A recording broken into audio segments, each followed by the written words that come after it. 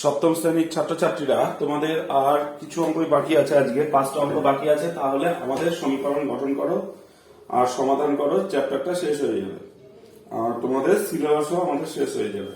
ঠিক আছে, আজকে আমরা শুরু করব ওই চ্যাপ্টারেরই, অর্থাৎ পেজ 265।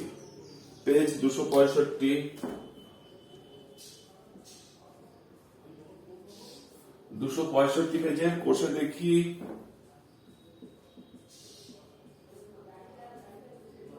22.4 থেকে 22.4 ছয়টা কি আছে? আমার ব্যাগে 5 টাকা আর 10 টাকার মোট মুদ্রার সংখ্যা 20টি। মোট মুদ্রা সংখ্যা, মুদ্রা মানে হচ্ছে কয়েন, মুদ্রা মানে কয়েন। মুদ্রা সংখ্যা কটি? সমান সমান 20টি। এই মুদ্রার মধ্যে কি আছে? 5 টাকা আছে, 10 টাকা আছে। ধরি 5 টাকা আছে এক্সপি। সুতরাং 20 টাকা, 5 টাকার কয়েন আছে। কত টাকার কয়েন আছে? 10 টাকার কয়েন আছে। 5 টাকা 10 টাকা, 5 টাকার যদি এক্সটি হয় তাহলে 10 টাকা কত আছে? 10 টাকার মুদ্রা আছে 20 মাইনাস এক্স, এতটি। আমাদের যদি মোট মুদ্রা 20টা থাকে, তার থেকে 5 টাকা আছে, 5 টাকার মুদ্রা আছে কটি? এক্সটি। আর 10 টাকার মুদ্রা আছে কটি? 20 মাইনাস এক্সটি। তাহলে এক্সটি 5 টাকার মুদ্রার মূল্য মানে দাম। আমার কাছে 5টা 5 টাকার কয়েন আছে, মানে কত টাকা আছে? 5 পাঁচা 25 টাকা। এখানেও তাই। এক্সটি 5 টাকার মুদ্রার মূল্য 5x টাকা, আর 20 মাইনাস এক্স এতটি 10 টাকার মুদ্রার মূল্য। তাহলে এক্স কে যেমন 5 দিয়ে গুণ করেছি, এই 20 মাইনাস এক্স কে গুণ করব কত দিয়ে? 10 দিয়ে। 10 ব্র্যাকেট দিয়ে 20 মাইনাস এক্স এত টাকা। এইবার দেখো শর্তানুসারে মোট টাকাটা দেওয়া আছে। কত দেওয়া আছে? 145 টাকা। শর্তানুসারে 5x যোগ 10 20 মাইনাস এক্স সমান সমান কত? 145, বা 5x প্লাস এটা প্রথমে এটা গুণ কত হচ্ছে? 2 একে 2 আর দুটো শূন্য, মাইনাস 10x সমান সমান 145। বা এবার কি করব? এক্স গুলোকে একদিকে নেব আর কি করব? সংখ্যাগুলোকে একদিকে নেব। ঠিক আছে, তাহলে আমি এক্স গুলোকে ওই দিকে নিই। তাহলে কি হবে? আমার বিয়োগ হবে না। কেন? আমি দেখাচ্ছি। 200 বিয়োগ এই 145 এদিকে, আর 10টাকে ওদিকে নিলাম প্লাস, আর 5টাকে ওদিকে নিলাম বিয়োগ 5। কেন? সামনে কিছু নেই মানে যোগ চিহ্ন আছে। বা 200 থেকে 45 বাদ দাও, 10 থেকে 5 বাদ গেলে 5, 9 থেকে 4 বাদ দাও, 14 পরে 19, 14 15 16 17 18 19, কত হচ্ছে? 5 সমান সমান 10 থেকে 5 বাদ দিলে 5x, বা x সমান সমান হচ্ছে 55/5, বা x সমান সমান হচ্ছে 11। সুতরাং 5 টাকার মুদ্রা কটি আছে? 11টি। 5 টাকার মুদ্রা আছে, 5 টাকার মুদ্রা 11টি। আর 10 টাকার মুদ্রা কত? 20 মাইনাস 11। এই যে 20 মাইনাস এক্স, 20 মাইনাস 11 কত হবে? 20 মাইনাস 11, 20 থেকে 11 বাদ দিলে কত হবে? 9টি হবে। কটি হবে? 9টি। তাহলে আমাদের এই অঙ্কটা হয়ে গেল 6টা। এইবার আমরা আসবো 7এর অঙ্কটা। 7এর অঙ্কটা খুব সহজ, তোমরা নিজেরাই পারবে। 7এর অঙ্কটা দেখো।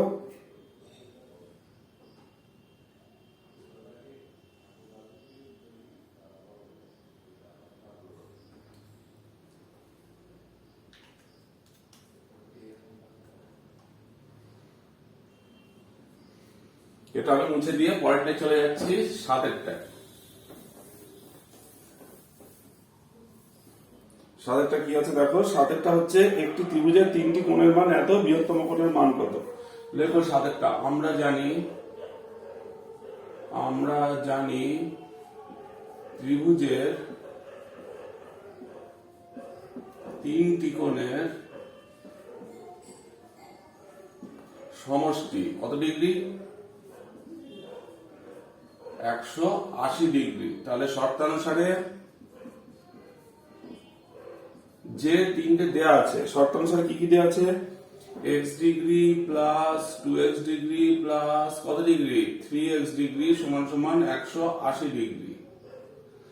কি হলো আমাদের? x degree plus 2x degree plus 3x degree সমান সমান 180 ডিগ্রি। বা তাই দেয়া আছে তিনটে কোণ দেয়া আছে, এইটা 3 আর 2 4 5 আর 1 6, 6x ডিগ্রি 180 ডিগ্রি। বা x ডিগ্রি সমান হচ্ছে 180 ডিগ্রি বাই 6, বা x ডিগ্রি সমান হচ্ছে 30 ডিগ্রি। সুতরাং 6 3 18 আর এই শূন্যটা বসে গেল, 30 ডিগ্রি হয়ে গেল ভাগ করে।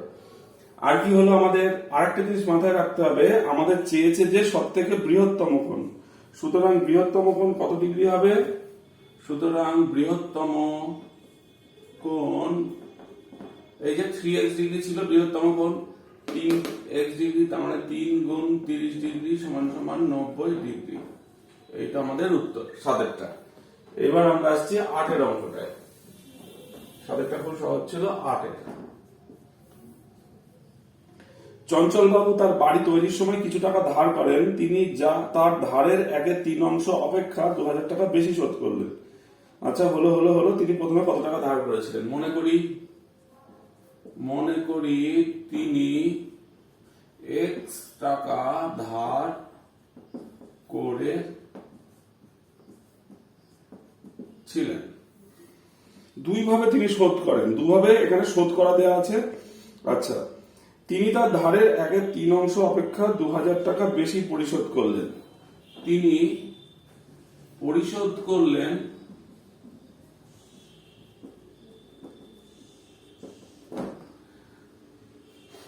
ধারের 1/3, ধার গুণ 1/3, তার থেকেও কত টাকা বেশি দিলেন? 2000 টাকা।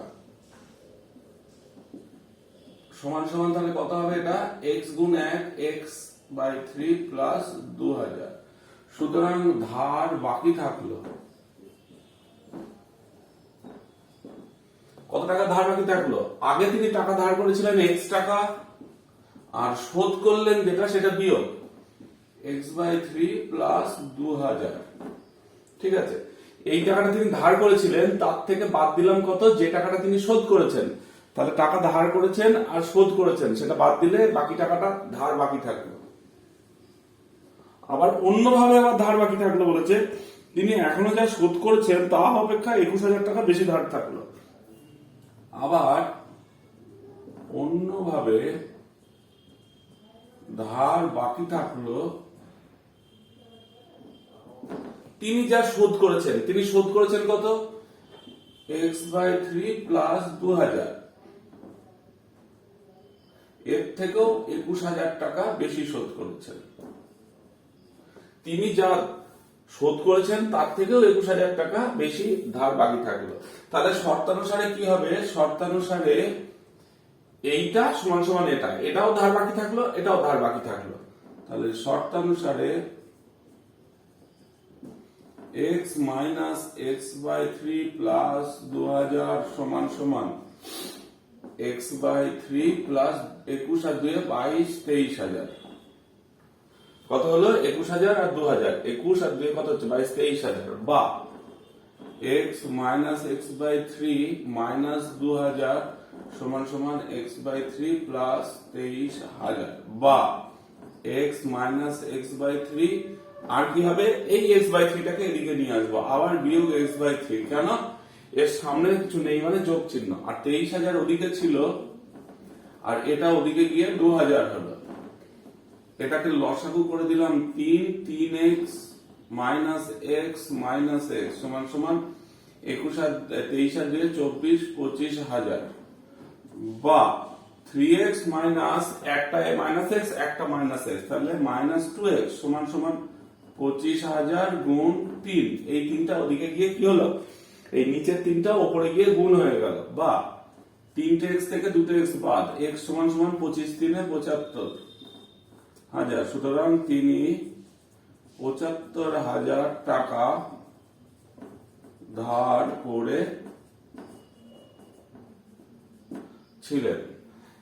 এবার হয়ে গেল 75,000 টাকা। এবার 9টা, এবার আমি যাচ্ছি 9টায়। 9 কি আছে?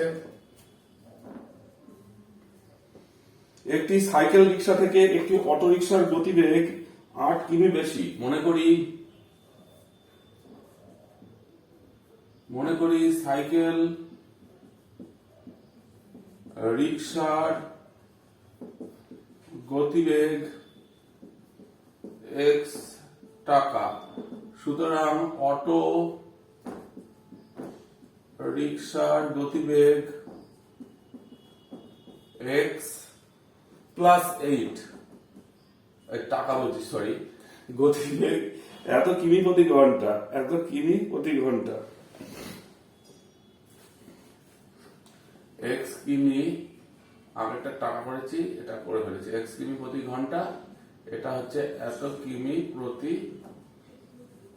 ঘন্টা। হলো। এইবার বলেছে রীতা তার বাড়ি থেকে 2 ঘন্টা সাইকেল রিক্সায় গেছে, তাহলে সাইকেল রিক্সায় 2 ঘন্টা গেছে, লিখবো সাইকেল রিক্সা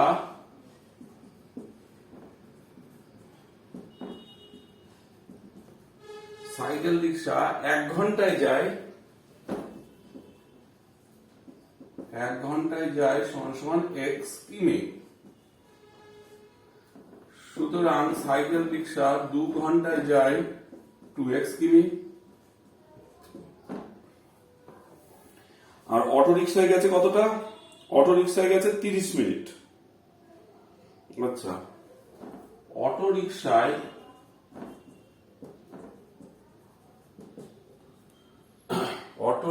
অটো রিক্সায় না, অটো রিক্সা 1 ঘন্টায় কত যায়?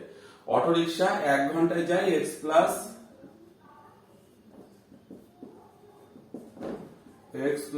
8 কিমি। Auto rickshaw 30 minute. এবার দেখো, এটা আছে ঘন্টায়, এটা আছে মিনিট। 30 মিনিট বা 1/2 ঘন্টায় যায়। 30 মিনিট মানে কত? হাফ ঘন্টা, অর্থাৎ আধ ঘন্টা। আধ ঘন্টা মানে 1/2। 30 মিনিট বা হাফ ঘন্টায় যায় হাফ গুণিতক x প্লাস 8 কিমি। এইবার দেখো, শর্তানুসারে 2x আর এইটা, এই দুটো মিলে হচ্ছে মোট দূরত্ব 19 কিমি। শর্তানুসারে কেন বলেছে? তিনি 19 কিমি দূরে স্টেশনে গেছেন। শর্তানুসারে 2x প্লাস 1/2 x প্লাস 8 সমান সমান 19, বা 2x প্লাস x প্লাস 8/2 সমান 19, বা লসাগু করো 2, 2 দুগুণে 4x প্লাস 2 চলে গেল, তাহলে x প্লাস 8 থেকে গেল সমান সমান 19, বা 4 আর 1 5x প্লাস 8 সমান সমান 19 গুণ 2, বা 5x সমান সমান 19 দুগুণে 38 বিয়োগ এই 8টা ওদিকে গেল, বা 5x সমান সমান 30, বা x সমান সমান 30/5 6, x সমান সমান 5 6 30 সমান সমান 6, এখানে না লিখে এখানে লিখলাম। এবার কি চেয়েছে আমাদের? অটো রিক্সার গতিবেগ। অটো রিক্সার গতিবেগ, সুতরাং অটো রিক্সার গতিবেগ কত হবে? x প্লাস 8, x মানে 6, তার মানে 6 যোগ 8 এত কিমি প্রতি ঘন্টা। 8 আর 6 14 কিমি প্রতি ঘন্টা, 14 কিমি প্রতি ঘন্টা। তাহলে এই অঙ্কটা আমাদের হয়ে গেল। আর একটা অঙ্ক আছে 10-এরটা, মুছে দিয়ে আমি 10-এরটাই যাচ্ছি।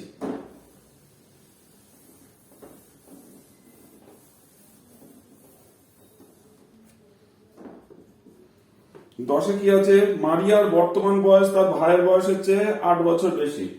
ধরি মারিয়ার বর্তমান বয়স ভাইয়ের বয়সের চেয়ে, ধরি মারিয়ার ভাইয়ের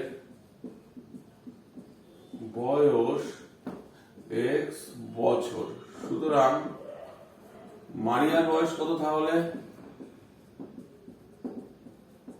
এত বছর। একজনের এক্স বছর, একজনের এক্স প্লাস 8 বছর। ছোট ভাইয়ের চেয়ে 8 বছর বেশি।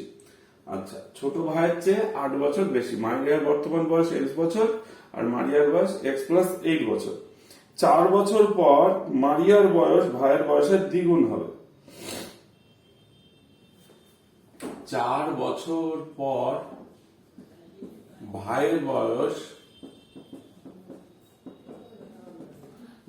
কত হবে? আর 4 বছর পর মারিয়ার বয়স কত হবে? মারিয়ার বয়স হবে x plus 8 plus 4, x plus 8 আর 4 12, এত। কি হলো? 4 বছর পর দুজনের বয়স আমি কি করলাম? 4 দিয়ে যোগ করে দিলাম। ওর এক্স এর সঙ্গে 4 যোগ আর এক্স এর সঙ্গে 8 প্লাস 4 12 বছর হলো। এইবার শর্তানুসারে কি বলেছে? মারিয়ার বয়স কি হবে? ভাইয়ের যা বয়স তার দ্বিগুণ, দ্বিগুণ মানে 2 দিয়ে গুণ,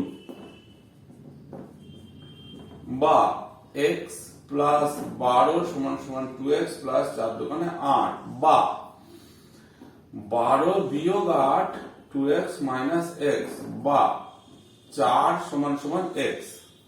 কি হলো? 4 সমান সমান x। আচ্ছা, x সমান কত বেরোলো? 4 বছর। উল্টো করে বেরোলো, মানে 2x গুলোকে ওইদিকে নিয়ে গেছি। তুমি এটা ঘুরিয়ে লেখো, বা x সমান সমান 4, এটা সমান এটা হবে, এটা সমান এটা হবে, একই ব্যাপার। এইবার সুতরাং মারিয়ার বয়স, মারিয়ার বর্তমান বয়স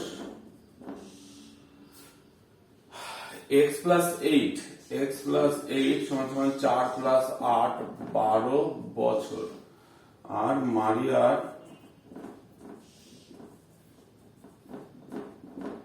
ভাইয়ের বর্তমান বয়স 4 বছর। তাহলে আমাদের চ্যাপ্টারের সব অঙ্কগুলো শেষ হয়ে গেল এবং সিলেবাসের সব অঙ্ক শেষ হলো। আজ এই অবধি থাকলো, পরের দিন তোমাদের অঙ্ক করতে দেবো আমি।